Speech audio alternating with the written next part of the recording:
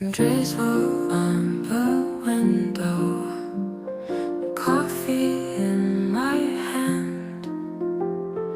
Morning starts so slowly.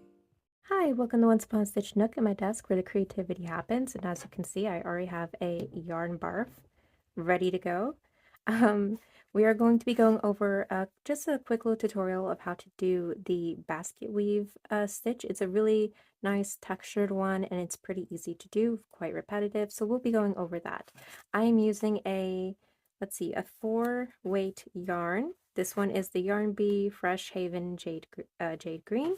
And I usually recommend a 4mm yarn, but that's being used somewhere else right now, so I have a 4.5 with me, so just keep that in mind. And let's go over it. So for starters, your chain is going to be multiples of 8. So however long you want it, you're going to do 8 chains. 1, 2, 3, 4, 1, 2, 3, 4, 1, 2, 3, 4, 5, 6, 7, 8, 1, 2, 3, 4, 5, 6, 7, 8. I think that'll do for my swatch. And then once you have the length you desire, you're going to chain one more. I'm sorry, 2 more. And that's going to help you, those two go towards your next, your first row. So once you're ready, you've done your multiples of 8 plus 2, you're going to double crochet into the third chain from hook. So skip, and I like to work in the back loops, you don't have to. It just gives the bottom edge a nice finish. That's just a standard with me if you've seen any of my tutorials. So we're going to double crochet into the third chain, or third chain back loop, and then double crochet all the way across your chain. So nice and simple. All right, once you've done your double crochets all across the row, this looks so nice with this yarn, by the way, you're going to chain 2 and turn your work. Now we're going to start our first row of the repeat section. So what you're going to do for row 2 is we're working in the front post. So you're going double crochet into the front post. And if you don't know what that is, I'll go over it briefly, and there are plenty of tutorials if you need a slower, more in-depth row explanation. But if you know how to do a double crochet, which you should because we just did them, you're going to, instead of going into the stitch here, into that V that we usually do, you're going around the double crochet, which we're calling a post. And when you say front post, it means you're going to be going from the side towards the front, like that. Then you'll yarn over, pull through like you do, and finish the double crochet. And so you see how that lowers your double crochet down around the post, and it almost starts to make this extension of this double crochet, or this post, if you will. And we're going to do that 4 times total. So 2 more times you're going double crochet in the front post only.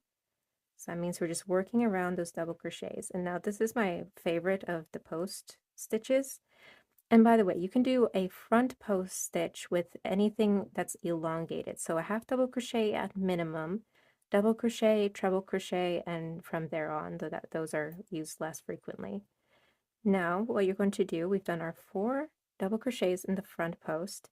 We're going to do 4 double crochets in the back post.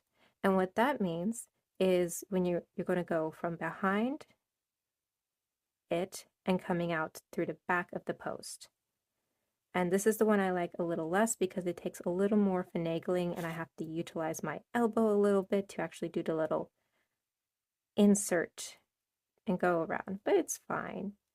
So you're going to do that a multiple of 4 times. Hold on while I untangle this mess. And I have a knot. Isn't that lovely? Shall we leave this in the video?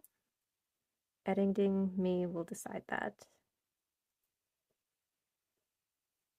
All right. I am on just number 2, so 3rd back post double crochet, 4th back post double crochet, and now that's the repeat for the row.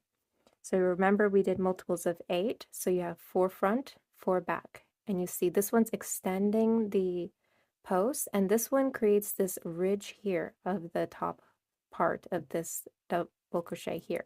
And if you flip it, it's going to do the reverse. We'll get more on that later. And so you're going to continue by double crocheting 4 in the front posts only. 1, 2, 3, 4, and then 4 double crochets in the back post only. 1, 2, 3, 4. And I'm going to do that one more time, but you'll do that for however long you have your work. All right, I've worked all the way across, and one thing to note of how I do this is I don't count the first chain 2 of the row. Now, some people do, and if you prefer that, if you don't like having this here, you can take one number off of your original chain. So basically, multiples of 8 plus 7 plus the 2. Or, in other words, multiples of 8 plus 9, right? 7, 8, 9. Yes. So if you want to get rid of that, but I don't mind it and I leave it as is. So continuing on, you're going to chain 2 and turn your work. Now you're going to repeat the exact same row. And in this case, it's just going to look different below you than it did before, because now we have these ridges popping up. And you see where we ended that this was creating this little um, horizontal line this way instead of going up here. Now we're having the upward posts, and this is creating a sort of side post, if you will. But we're going to do the same thing. We start by working in the front post for the first 4 stitches.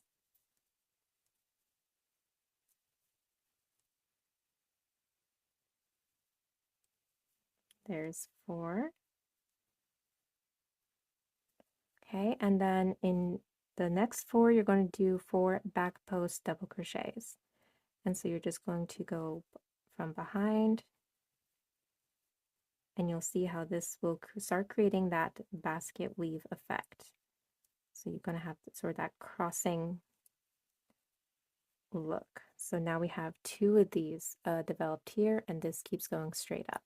So continue to do that all the way across your work. And the next row will change it up a little bit. All right, here is how it's looking now. And we're going to chain 2 and turn our work. And now basically it's going to be very similar, but you're going to start by working in the back post instead of doing the front post for your first 4. So we're going to start working in our back post for 4 stitches, doing our double crochets, and then we switch to doing 4 front post double crochets into the next 4. And so now they're going to get the other treatment, where now we're extending up the second section, and the first section is going to have the am I saying horizontal right? I'm questioning myself here, but that's basically the effect we're going for. And so you're going to repeat that till the end. You're going to work 4 back posts, double crochets, and then 4 front post double crochets. All right, here's how we're looking, and we're going to have one more row for our repeat. Chain 2, turn our work, and you're repeating your 4th row again. So we're going to go from the back again for our first 4 back post stitches, double crochets, and then the next 4 will be front post double crochets, like so. And so once I get this one done, you can start to see the repeat pattern here. So basically these sections, excluding our first row, are going to be our repeat. So you'll start with front post double crochets, back post double crochets for 2 rows, and then you're going to flip it, where you're going to work back post double crochets for 4 rows, and then front post double crochets for 4 rows twice. So we'll finish this row and see how that's looking.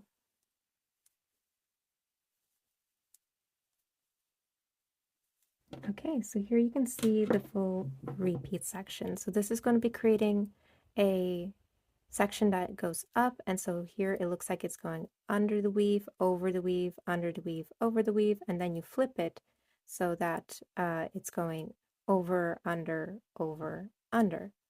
like so. And so it looks really pretty when it's, whoops, all done, and some sides you might prefer better than others to use for your work. One more note I want to make for when you're doing your, if you're doing your own design or if you're following this for one of my patterns, is if you want your starting for to match your other side. So here you see it doesn't match, where here we start with the front post and here we end with the back row. So it has the horizontal versus vertical. Is that correct?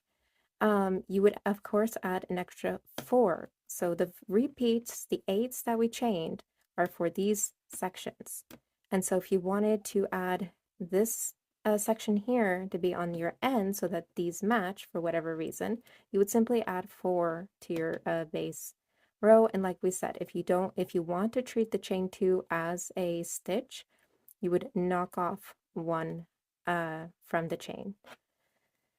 So that's it. I'll work this up a little bit more so you can see the full look a little bit better, but it's a very simple and easy pattern just to get a good sense of texture and not have to do just a boring double crochet.